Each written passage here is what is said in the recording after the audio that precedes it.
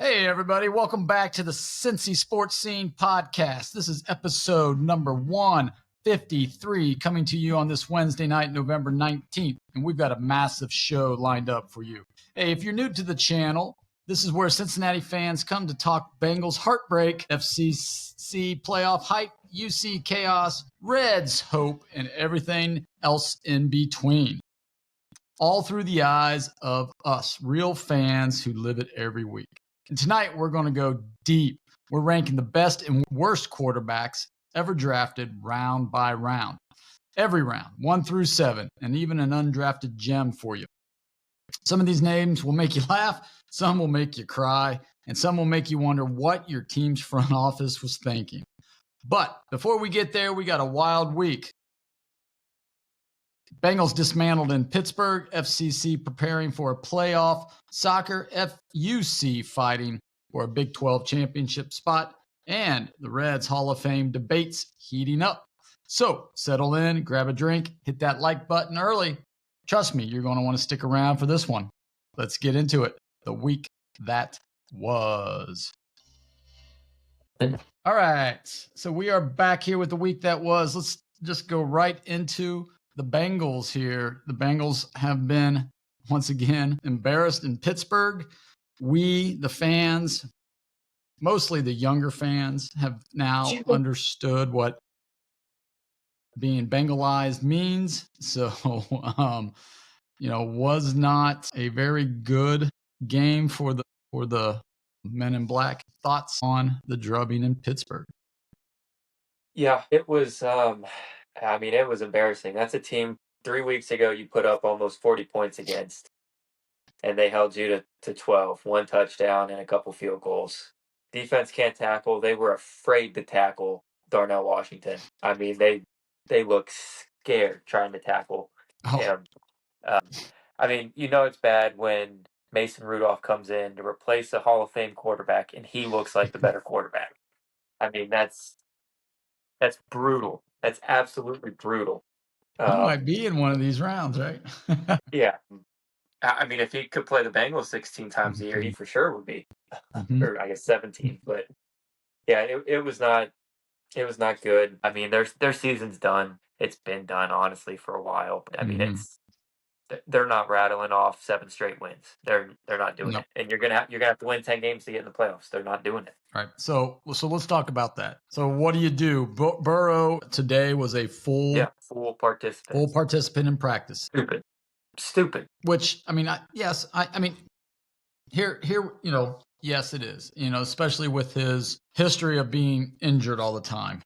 He wants to play. Obviously, he wants to play. And I think he's going to play. I just don't know what. The only thing it will do for us, I think, is, one, put butts in the seats at Paycor. 2, there'll be a sense of, okay, Burrow's back. What does this team really need to focus on in the draft? And, 3, it just gets him game experience, some more games under his belt going into next season. Those are the things that I think if he plays, that's the reason why he's playing. It's not, I don't think they can win 10 games in a row.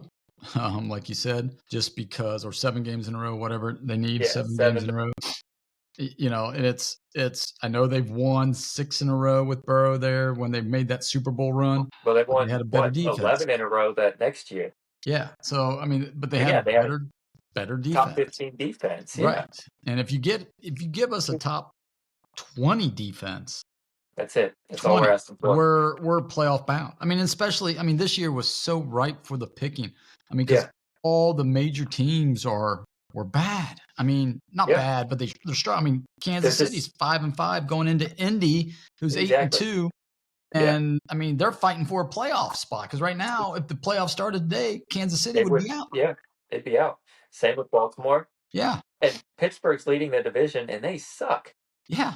How are they leading the division? Yeah. Yeah, it is. So I guess my other question is, if the management says, okay, we're not playing you because we're afraid we're going to win, 4 out of the next 7 games, and that puts us at 7 wins on the year, which we're going to be out of the top 10 in the draft.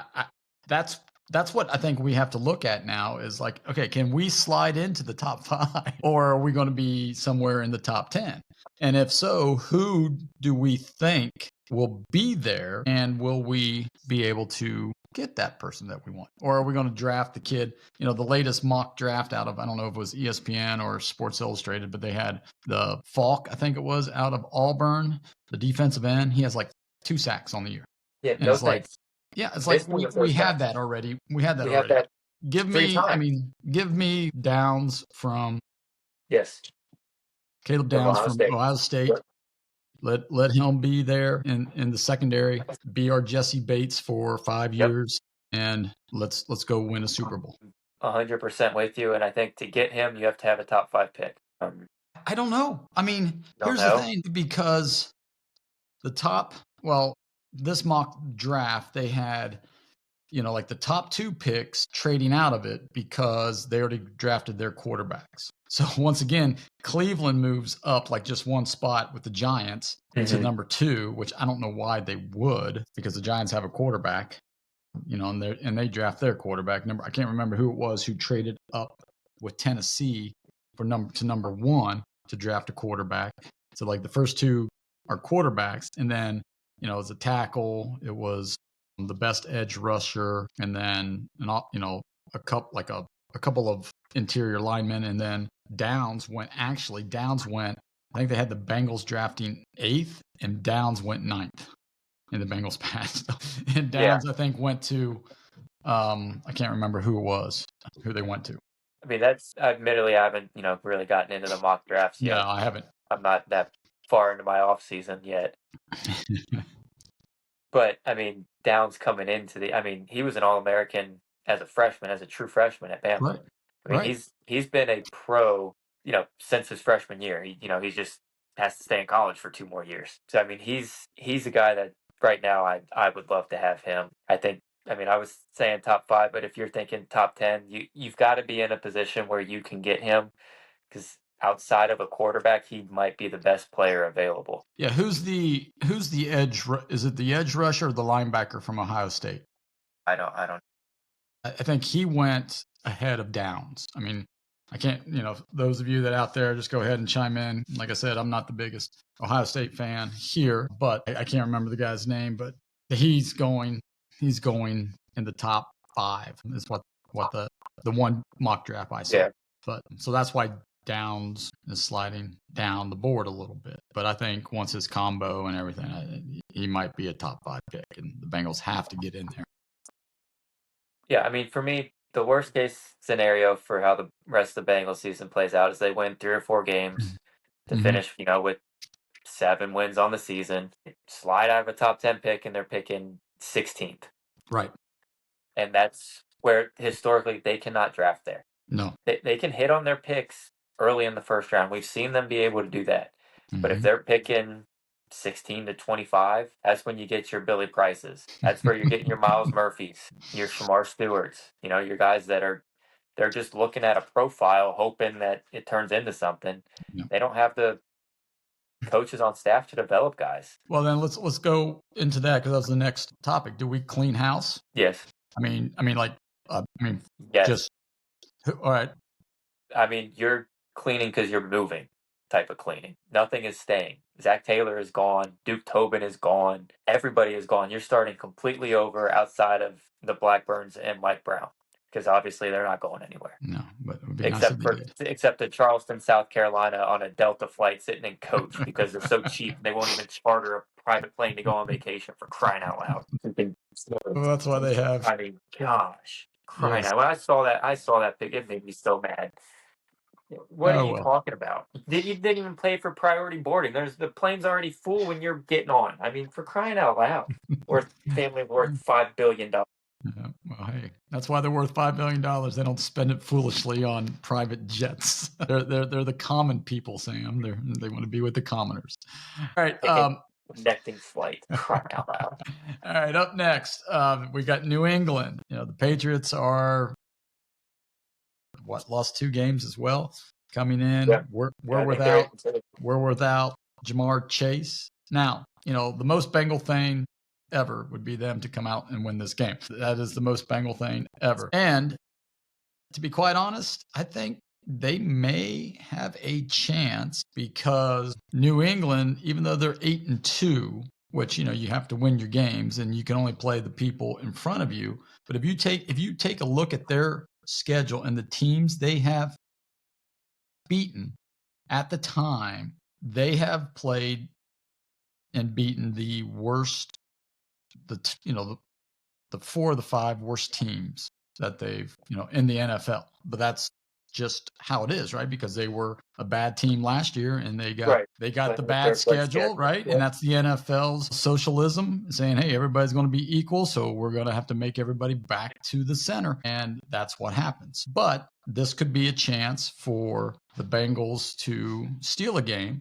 I would feel a heck of a lot better about the situation if Jamar was playing too, because T has to earn wide receiver 1 money this week. If he can't do it, then we're going to look at this $115 million contract and say, once again, Bengals, you should have spent that money on the defensive side of the ball. Yeah. I mean, you mentioned, the Patriots haven't played anybody. We're also nobody. We suck. So, keep that in mind as well. But you do make a good point, and for whatever reason, Zach Taylor does have Mike Vrabel's number. I don't think Vrabel's actually beat him. Even like Zach Taylor's second year, Burrow's rookie year, they beat him. They beat the Titans, who were like the 1 or 2 seed that year. I think it was one of the 2 Burrow wins was against the Titans that year. So for whatever reason, maybe Zach Taylor, can figure it out. I'm not putting any money on that. So yeah, I don't think that we stand a chance. Drake Mays looked really good. I think he's just going to pick our defense apart, and maybe we lose in a shootout, but I don't think so. I think it could get ugly real fast. I think here's the thing, right? Our defense has to step up. We got to put some pressure on Drake May. Show him something that he may not have seen yet.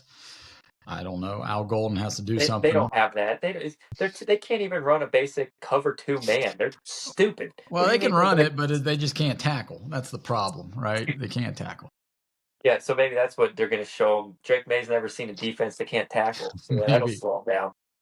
Maybe. Who knows? All right, so let's move on from the Bengals and let's go into FC Cincinnati playoff coming up against, it's a massive game versus Messi in Miami. The question, everybody has, can FCC advance? And is this the biggest match in FCC's history? They can advance, and it might be, maybe. I don't know.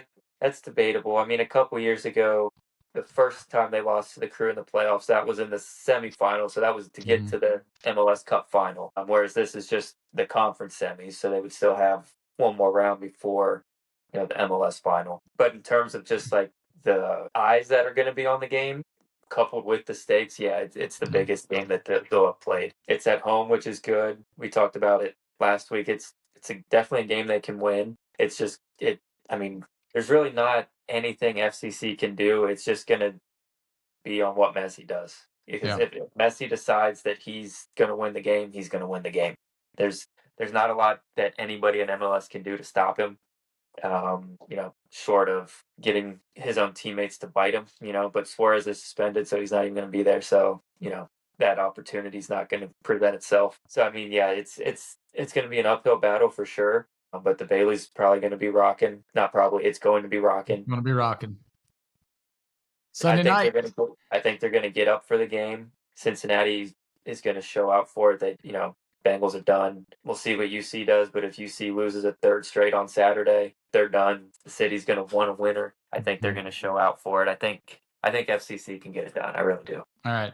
Speaking of the Bearcats here, they're in Big 12 survival mode right now.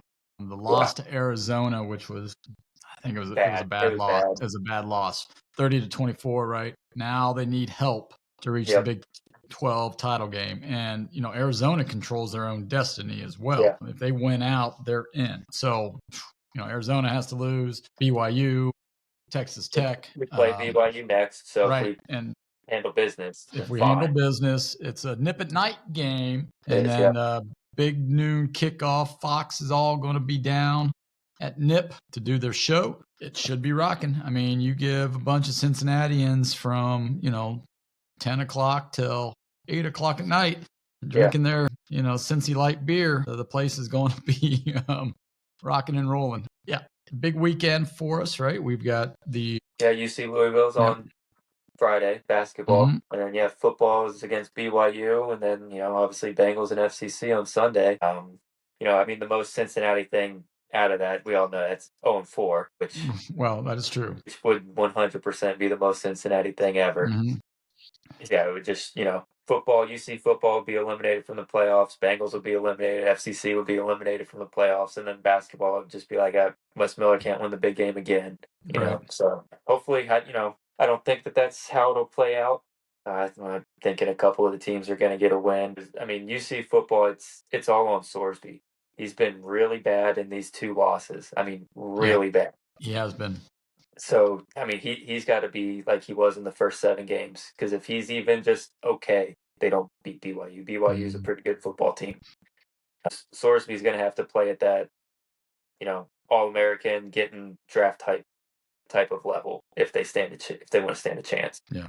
So he can't have another game where he's 6 of 15 for 42 yards at half, or going into the fourth quarter. Like, that's just not going to cut it. And I know the defense needs to step it up a notch too over the past couple of games. That Arizona game, I mean, I watched it. The first half, they held them.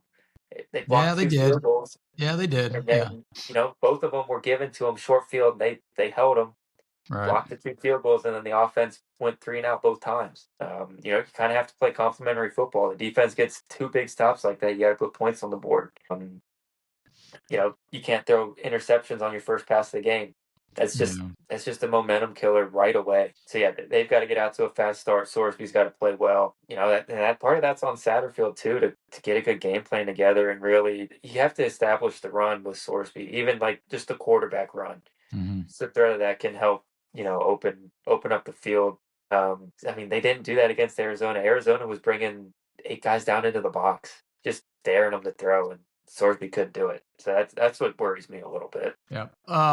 Let's move on, to the college football playoff rankings reaction here. Anything stand out from this past week? I mean, head to head has to mean something to me. I don't know. Yeah. It just does. I don't care that Miami's 2 losses have come more recently than Notre Dame's. They played, Miami won. Mm-hmm. They have the same record. When the record is equal, it'd be one thing if that was Notre Dame's only loss and Miami had 2. I could understand ranking them ahead and not having them by each other. But their record is the same, and they played each other. That has to mean something. Otherwise, why are we playing games? Let's just rank teams at the start of the year, do a playoff. Well, that's part of the issue, right? Is because they rank teams at the beginning of the year, and it holds weight, right? It holds there because some of the people that rank. Now, granted, this is the committee that is ranking, but they look at preseason rankings. They look at who you play, when you play them, what they were ranked, right? I don't know. I mean, I agree with you. I think Miami should be ahead of Notre Dame. And I know, sorry, Notre Dame fans. I'm a Notre Dame fan at times as well. But it's, yes, your losses, your 2 losses, Texas A&M and Miami, are better losses than Miami's 2, who were the Georgia Tech and whoever. Yeah, Louisville, I think they lost. Louisville, yeah. So it's like, I get that, and and the committee may look at that, but yes, you're right. If it's that, it needs to be head to head. The other thing that is just irritating as all get out, this where you lose a game in like Bama and they drop to 10th. Some other teams can lose a game and only drop 2 spots. Bama has to win this week. They have to win out, or else they're going to be out of the playoffs, obviously. Yeah.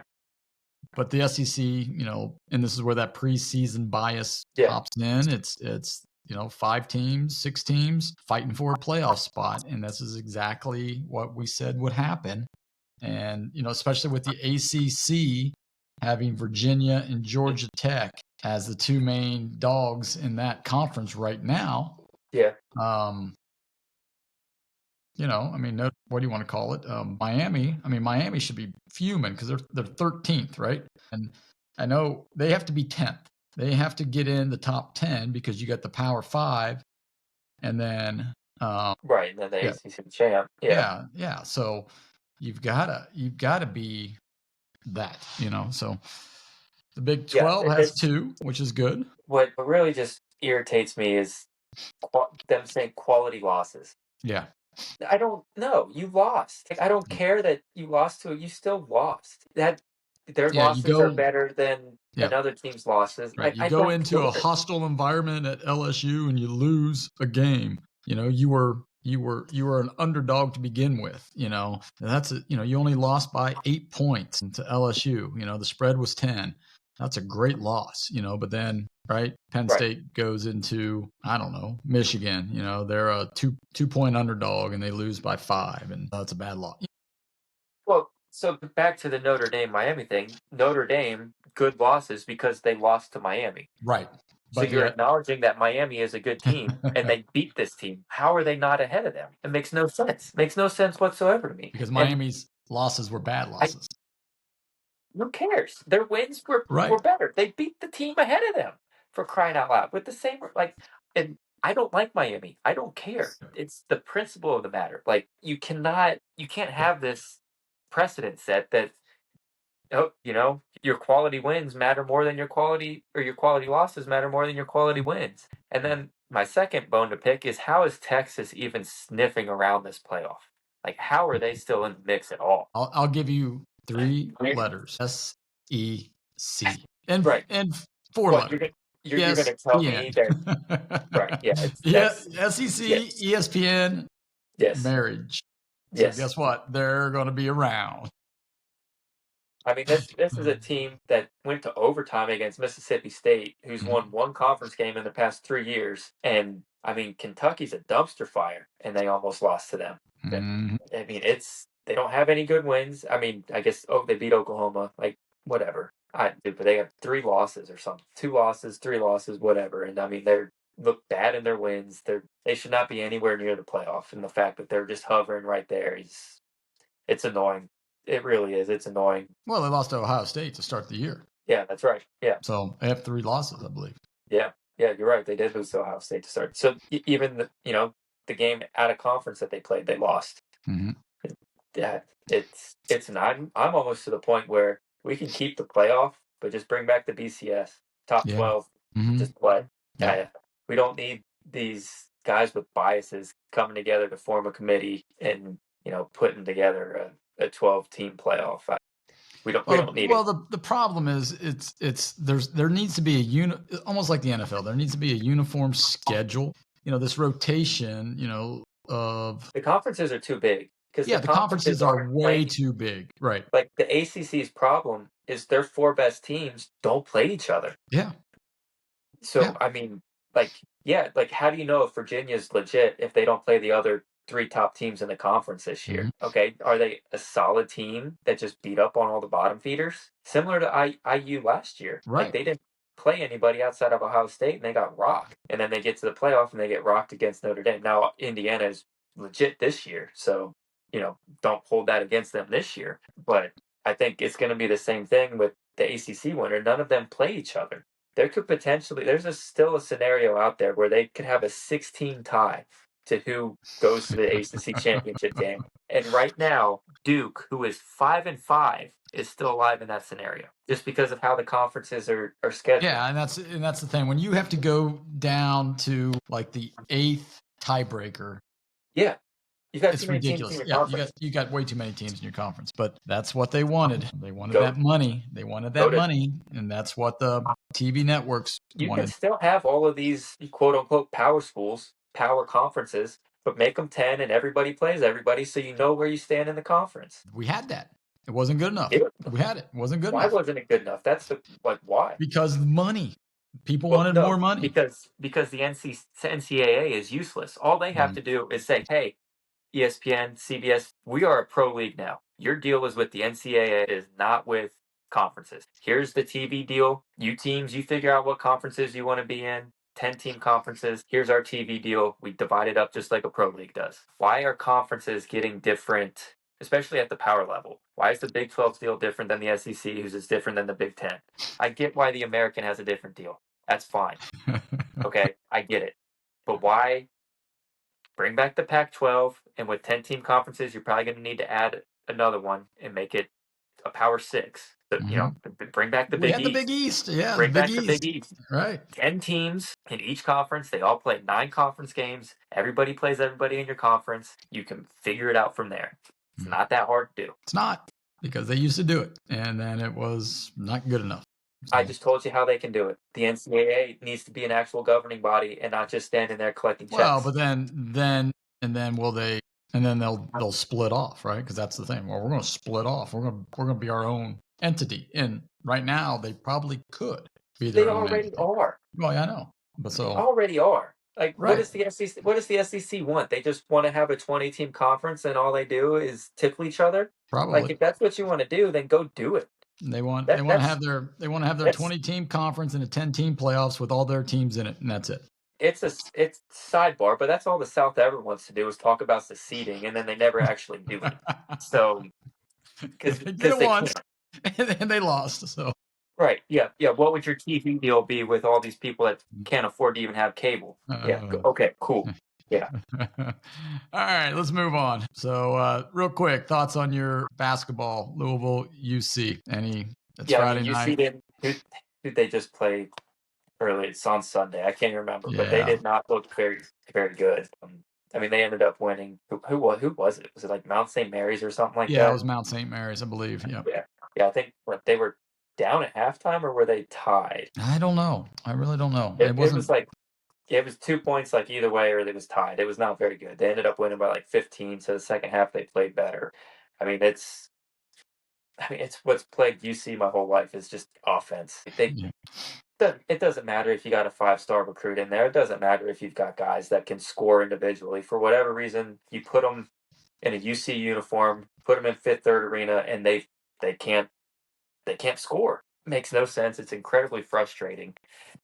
I'm at a loss for words, on why this team can never score. It might be the rims. Too hard. But you think they'll beat Louisville or not? Louisville's a really good team. They're a really good team. I don't think they do. I don't either. They're playing crazier things. Bank Arena, and as of right now, there's still like 7,000 tickets available. Nobody wants to go watch a game in that dump. No. Another thing. Quit scheduling these stupid neutral site games in football and basketball. Play in your own freaking arena. You just invested all of this money in your own football and basketball stadium, and you want to go play big games at a dump site, for crying out loud. Well, part of that is, and I will tell you, part of that is the other team, right? So, because they either want a guaranteed home and home, or they give them a home and home. But yeah, and it's really not. It's a neutral site, but it's not a neutral site. It's more in our favor than. There's going to be more Louisville fans there than you. Well, there probably will be. Cincinnati do not go to Heritage Bank. Yeah, right. They do not. Well, it's better than going to Arrowhead for a game. That's supposed to be a home game.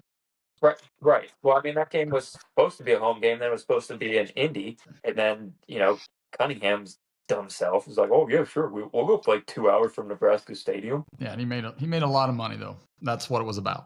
Follow the money, and then why the decisions happen. I don't know. Call me stupid, but I think you get more money for winning games and making the college football playoff than you do from the Chiefs to go play Week 1 in Arrowhead. I don't know. Maybe I'm dumb. Maybe the Chiefs gave them $100 million. I don't know. Just food for thought. Because if you win that game by playing in Indianapolis, this loss this past week, not that big a deal. I don't know. Yeah. Food for thought. Yeah. Food for thought. All right. Maybe speaking of that money, Cunningham. Speaking of food for thought, a couple of things on the Reds front here just popped up here not too long ago. We had to get our 40-man roster, and we signed or brought 3 up from the minor leagues to protect them from the Rule 5 draft. And Arroyo, obviously, that's an obvious point. That was a no-brainer. Rodriguez, right? Hector Rodriguez, the outfielder. And then Balcazar, middle infielder, who by all accounts is probably the shortstop of the future, because that's what everybody says. The one guy that we got rid of, Carson Spires, thoughts on the 40-man. And then I got one other thing, or two other things to talk about the Reds real quick. Arroyo was a no-brainer. We knew that he was going to get added. I mean, the other guys, I mean, you have to fill out the 40-man, and I mean, I'm sure they got, some intel on who was a candidate to be, Rule 5. So that's kind of why they have these, GM meetings and winter meetings and all that stuff, so you can kind of get a gauge on that. So, I mean, at the end of the day, I don't think any of those three guys are going to really help them next year. You think maybe? Rodriguez might. In the outfield, might. I mean, he was first half of the year was better than the second half of the year, but in AAA. Regardless, though, you don't want to lose good prospects for nothing. Right, so, exactly. So, I mean, I get the reasoning behind it. I believe they have a full 40, I believe, with all the they didn't leave a spot or two open. Yeah, I don't think so. I think they do. I think they might be at 39 because they'd like to have that. Yeah. But they might have a full 40. I didn't really look at it. So the other thing talking about is, we talk about injuries with Burrow. The report comes out. I guess there was a hot stove league last night. Nick Kroll was on it. And the report was Ellie played the second half of the year with a torn quadricep and partial tear in the quad. Yeah. And that's part of the reason why his slash line was down, his numbers were down, errors were up. Hills were down. Yeah. So it's just, I think, we get mad. One, he wanted to play through it, push through it. Great. Because who knows how long a torn quad you'd have to rest, 14 day, 2 day, 2 weeks, 3 weeks, who knows? In the same breath, though, then we get mad at Hunter Green for not coming back early with a groin. Granted, it was a the lowest grade groin strain. He shut it down himself. He said, I just don't feel right. I got to be able to go 100%. So you've got the two sides of the coin there, right? Ellie, who wants to play every day, he's going to fight through the pain because he thinks he can help the club. Hunter says, you know what? I need to feel like I'm 100% or else I'm not getting out there. And granted, they made the playoffs, but could he have got us 3 or 4 more victories to move us out of the Dodgers bracket? I don't know. I don't know if I mean, maybe. But, I mean, to me, it's just kind of an individual thing. Just, I don't know. Hunter Green has always been a bit of a prima donna, not necessarily vocally, but just kind of how he goes about his business. Like, you can tell he was a very privileged kid growing up, just how he comes across. You know who he reminds me of? A young Tiger Woods. Yeah. In the way he holds himself. I mean, the way the way he conducts himself, and that's a good thing, and it could be a bad thing, but I just think, his professionalism, like you said, it's almost like that privilege, but he knows the air around him, and he has been in those elite settings for a long, long time. I mean, you get on the cover of Sports Illustrated as a high school senior. I mean, you're right. So I mean, Ellie came from scratch, exactly. Right? I gotta fight, I gotta work, I gotta dig every single day because if I don't play every day, somebody's gonna take my spot, right? Exactly. That's that mentality, right? That's that blue collar mentality versus the white collar mentality. So there you go. So there it is in the nutshell. We solved that issue. All right, good. Moving on. Let's take a look at the Reds Hall of Fame. Here we go. I'm going to share this screen here with you and take a look at these. We've got Homer Bailey, Francisco Cordero, Zach Cozart, Aaron Harang, Mike Leake, Brandon Phillips, Scott Rowland, Edison Volquez. We get 2 votes. I'll let you pick one and I'll pick the other. Well, so I voted already. Okay. So, I mean, if you want me to tell you the 2 I voted for, I can, Nope, or I can just go with 1. just go with the one, and then you can share your other one if it's not the So, one that I probably 1 picked. yeah. So 1 is Brandon Phillips. Yeah, that's a given. All right, so then my other one would be Aaron Harang. That's who I would. Yep. That's exactly who I voted for, was Phillips and Harang. And then, Homer Bailey would be probably third on that list for me. I mean, I love Scott Rowland. I love Scotty Rowland, but he was only here 3 years. Yeah, I know. And to be honest, Dusty Baker's love for him, he cost us that playoff he series. cost us the Giants. Yeah. So I mean, that still leaves a sour taste. You know, I would consider Mike Leake a little bit. Yeah. He was, I mean, just solid. I mean, Mike Leake is someone I considered. I considered him over Homer Bailey first. I mean, Homer Bailey, outside the 2 no-hitters, he was a 500 pitcher. 500 pitcher. He was number 1 pick. Just didn't live up to it. Whereas Mike Leake was still a first rounder, but Mike Leake went straight to the bigs. He straight in the big leagues. Well, but Homer got drafted out of high school. He never played in college. No, right? You're right. He did. So, but he still wasn't as good as Mike Leake. I don't think he was. Mike Leake was never bad. Homer Bailey had several years where he was bad. Homer Bailey, yeah, he did. Now he had years where he was solid and good, but I mean, Mike Leake's whole career was just solid. High 3 ERA, but you knew he wasn't going to give up 8 runs. He was going to give up 3 or 4, but that was it. You knew. He didn't walk anybody. Here. And he could swing the bat a little bit. He was. Yeah, he could. He was a good ball player. Yeah. So let's see, Mike Leake here. Did he win Rookie of the Year, Mike Leake? I don't think he did. No, he did not. 2010, he had a minus .2 WAR. He was 8-4, 423 earned run average, 138 innings pitched, 91 strikeouts, 49 walks, 19 homers, WHIP 1.4. 10 years, 105 and 98. And so let's look at Homer Bailey. Homer Bailey, yeah, he was under 500 for his career, 81 and 85, or 81 and 86, 456 earned run average, WHIP 1.3 overall. Yeah. In 2010, that was Leake's first year. Homer, his record was 4-3.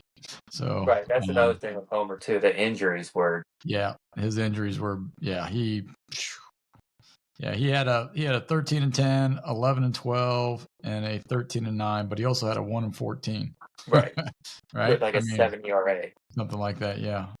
What was that year? 1-14. That was 2018. That's when we traded him. We traded him. Yeah. After that, yeah, with a 6. Year before that, he was 6-9 with a 6.4. Gosh, yeah. That was bad. You're right. Maybe I have to reconsider. I mean, Leake never did that. Leake was always. Yeah, he was always pretty consistent. You're right. Yeah. All right, so let's move on here to our trivia. So if you want to play along, you can do it a couple of different ways. On this video here at YouTube, you can just go ahead and put your answers in the comments. Or if you find us on Instagram or Twitter at Cincy Sports Scene, you could just drop us a comment in the DMs with your answer. So Sam, you had the question last week. Why don't you go ahead and just review that real quick for everyone, and then it was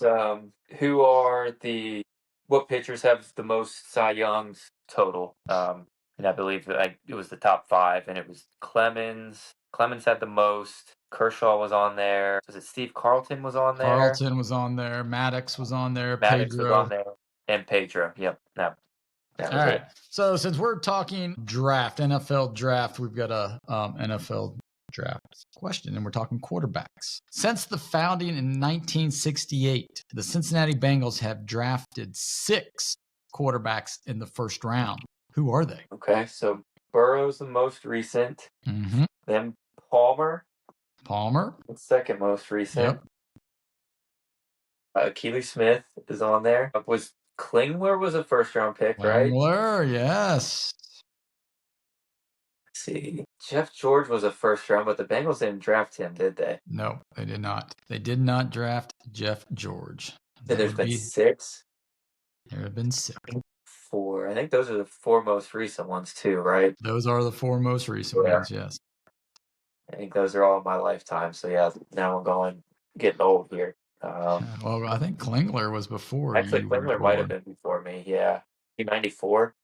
I think he was 90. Let me see. I think he was 92. Was he really? Okay. Mm-hmm. Yep. So yeah, we're going. I mean, Boomer wasn't a first-round pick. Nope. I don't think Ken Anderson was either, was he? Nope, was not. Yeah. I mean, we're probably talking about some absolute bums.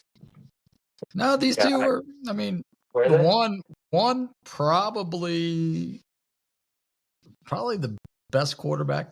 I mean, the Bengals drafted. I mean, if it wasn't for injuries, and then the other one, he had the potential, but Kenny Anderson just all of a sudden found his accuracy. All right. If you can help Sam out with the last two, or really the first two, if you want to reverse it that way, and once again, go ahead and just put your answers there in the comments here on YouTube, or find us on Instagram or Twitter at Cincy Sports Scene.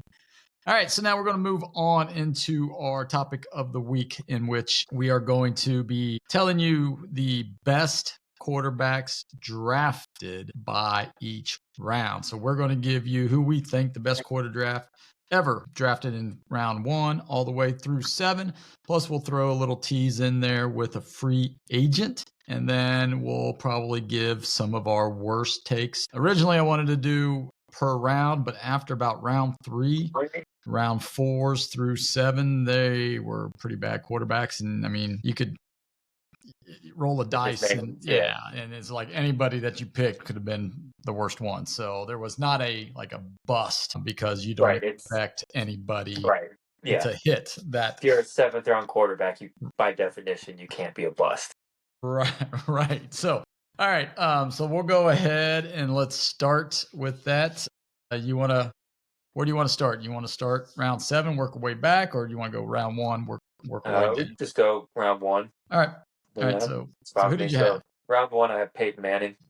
There was a lot of good quarterbacks out there in round 1. And just for clarification purposes, we are going just with the Super Bowl era. So we're not going anything before the Super Bowl. So there, were some quarterbacks drafted in the first round before that. But if you really look at some of these quarterbacks on these Super Bowl winning teams early, they were pretty late. Like Bart Starr was what, 15th or 16th or something like that? And he was like number 72, they didn't give him a real number. Right, because they didn't think he was going to make it. And lo and behold, he was your best quarterback, for a long time. All right. So I also had Peyton Manning. I mean, there was a lot to choose from, John Elway, Dan Marino. I mean, just a lot out there. And there was. But I think Peyton Manning probably would be the best one out of the bunch there. All right. Round 2. This one is a toss-up. I think there's 2 names that you can. There's 2 names, and it just depends on which way you want to go. So I'll let you go first. And all right, I'll go first. I'm going to go with the little more modern one. I'm going to go Drew Brees. Okay. All right. That's who I went with as well. 1, I had to show some love to Boilermaker, but 2, Brett Favre was the other one. And you could argue either one, right? It's probably a crime that Drew Brees never won an MVP. Yeah. As a regular season MVP, he did win it in the Super Bowl. Favre got all the MVPs. He's got the streak, all that stuff there. But Drew, I don't know. He has more passing yards than Favre. I don't know. I just think he was the better pick in round 2. They both were good. I mean, I'm not going to say that. So, no, definitely. If you want to chime in out there on YouTube Lab, you can. Let us know. A lot of similarities too, right? They were both drafted 2nd round, and they were okay for their first team, but they didn't really take off till they got to their second team. Right.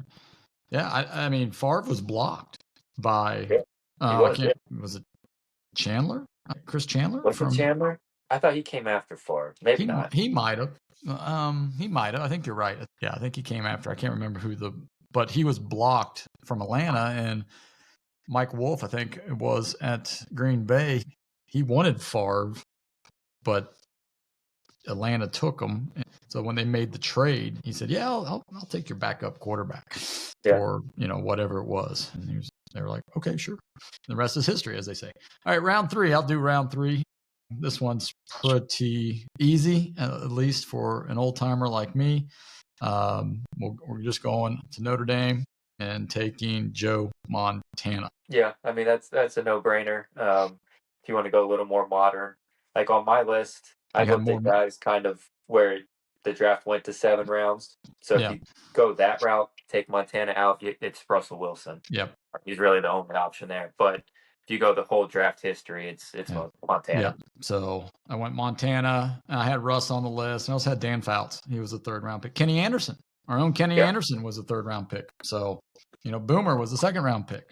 But I just don't think even though Boomer was an MVP, he didn't win that Super Bowl. If he won the Super Bowl, then maybe. Yeah, we could go a little Homer-ish on that, but he didn't have the longevity of Favre or Breeze, though, either. So. No, he did not. All right, round 4. This is where it gets interesting, I think, because I had 3 names on the list, and it just depends on which way you want to go, right? At least for me. I'll see what you had.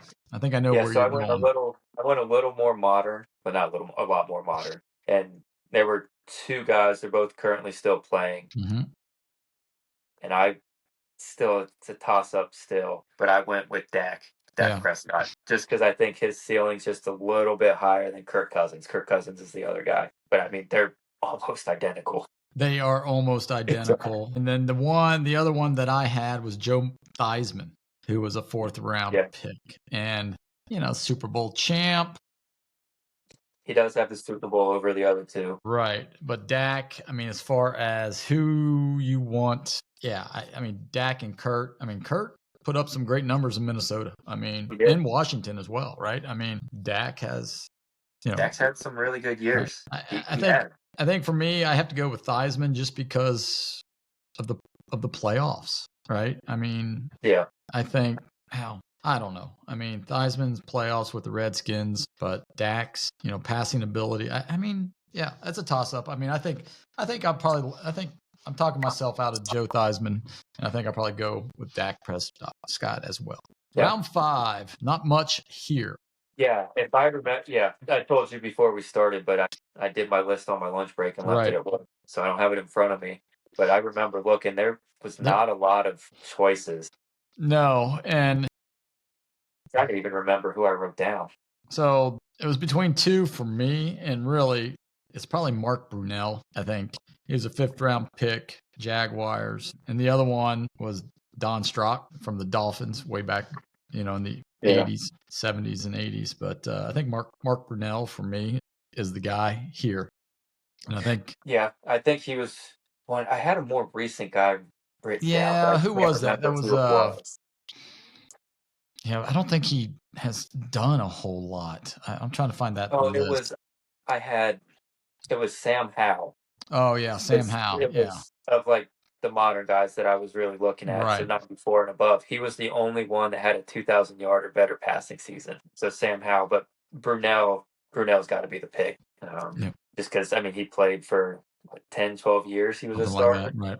It's the Redskins and the Jaguars, I believe. Yep. Yeah, the Jaguars first, I believe, and then the Redskins after. Round 6 is pretty simple. Yeah, that's cut dry. And this is, this is for all those people out there that got mad at us, left comments that how did we leave? How did we not pick this guy over Peyton Manning? So Tom Brady is the best 6th-round quarterback out there. Now there was quite a few quarterbacks in the 6th round when I was looking through them and naming the names. It's like, yeah, he was pretty good.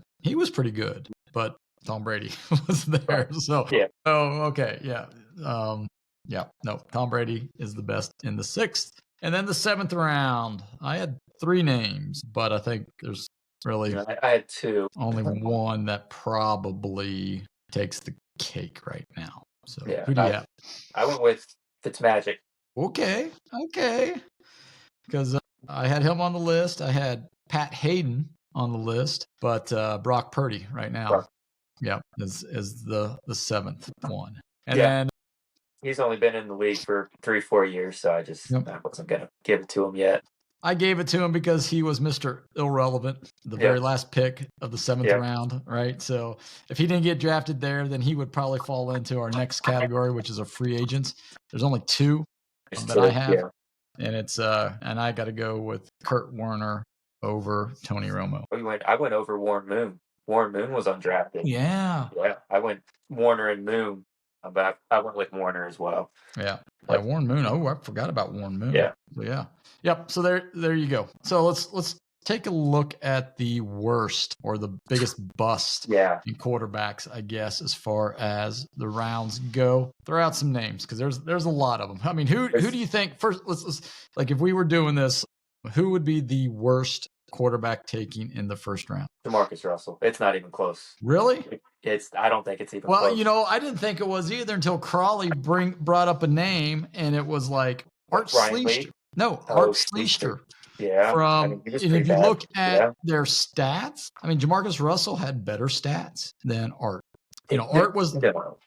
Yes. Did he really? Yes. Art Schlichter was the 4th overall pick, right? In the draft, in the 79 draft. He couldn't even crack the starting lineup because Mike Pagel, who was drafted in the 4th round, was the starting quarterback for the years that Art Schlichter was there. Yeah. And then when Art started a few games, he was horrible. I mean, he only had 1,000 yards in his career. I mean, I told Carly, I said I would probably still lean Jamarcus because he was the number 1 overall pick, right? At LSU. Yeah, I mean, the number 1 overall pick, and but Charlie brought up some good points with Art Schlichter. I'm like, ooh. And then I started going down the rabbit hole, right? Like, who else was bad? What about Todd Marinovich? I mean, this guy had all the hype. I mean, I know he played a few years with the Raiders. I mean, he probably had put up better stats. And then you could look at pretty much all the Browns quarterbacks since they came back into the league. One of them. Yeah. I mean, Couch was, I mean, he was better. He wasn't a total bust, but Johnny Manziel. He was bad. Deshaun Kaiser was a 2nd round pick, though. I don't remember him. He might be the worst of the 2nd rounders. Yeah, he might be the worst of the. Will Levis is up there in the 2nd round, I think. Yeah. Brock Osweiler was a 1st round pick, I believe, from the Broncos because I think they moved up to get him. Was he a 1st rounder? Yeah, I think he was. I think he was a 1st round pick. I remember Paxton Lynch was a 1st rounder. You remember Paxton Lynch? Maybe Brock was the 2nd round. Yeah, Paxton Lynch. Yeah. That's the guy. Yeah, Brock. Yeah. Brock was the 2nd round after, pick. Yeah, because Brock was there with Manning and was his backup for a little bit. Paxton was who they drafted after Manning retired. Right. Yeah, they moved up to get. He only played they moved up. I think he only started 4 games or something for him. He was. Yeah. Then another one that you look at it and you're like, but Steve Spurrier, right? He was a number 1 draft pick, Heisman Trophy winner out of Florida, and he really didn't do much in the pro game at all, as a coach or as a player. Yeah, that's true. So but any other ones that stand out? Josh Rosen is one. Yeah, Josh Rosen's another that's 1st round pick. Yeah, terrible. Just because of how arrogant he was too. Right. Kind of glad he sucked. I mean, Akili Smith trivia answer was pretty bad. Say what? Akili Smith was pretty bad. Akili Smith was pretty bad. Yes, he was, but I think he was better than a few of them. Not much. I mean, he had a couple years at least, right? Yeah. I mean, he tried. About that, but he was in the Bengals. But yeah. And then let's see who else out there. Malik Willis, 2nd round pick, or he was a 3rd rounder. He was a 3rd round pick. Yeah. Well, that whole draft class. I mean, Desmond Ridder was a 3rd round pick that year. I mean, he was. There was another guy that was a 3rd round pick that year. Was it Will Greer from West Virginia? I thought he was maybe a year or 2 later. Yeah, he might have been. I don't think he was that same class. Then you had another round 2 was Jimmy Clausen. Notre Dame here is on the list a lot. Back to round 1. How about Brady Quinn?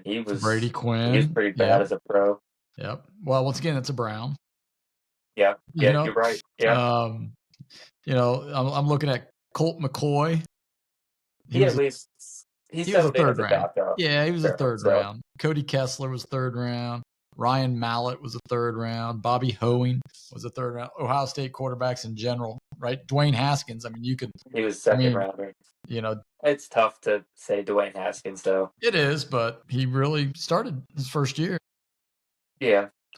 So yeah, there you have it. If we missed somebody who you think was better than the list that we had, go ahead and leave it in the comments there. If you come out with one that's worse than what we had, who we forgot, go ahead and drop it in. Remember, we're just doing the Super Bowl eras. So if you're a fan of the show, and we appreciate it, hit that like button, hit that subscribe button so that you won't miss another episode.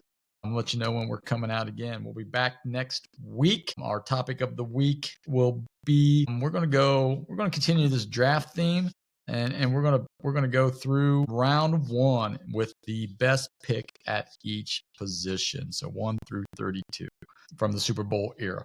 Okay. Wait, each position or each draft position? Each draft position. So number 1, number 2, pick 3, pick 4, pick 5, that way, all in the first round. So that's what we're going to do next week. Don't want to miss that. So, like I said, hit that like, turn on the notifications so you know when we're going to be dropping that new video for you. Well, until next week, I'm Dave. That's Sam. Everybody take care. Yep.